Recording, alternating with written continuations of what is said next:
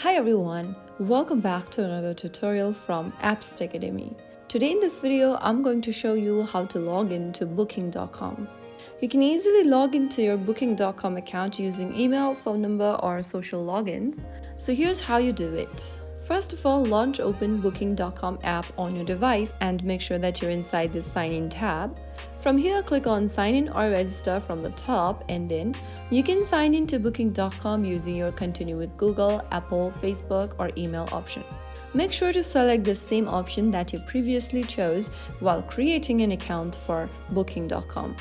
Since I chose the email option, I'm going to do the same here.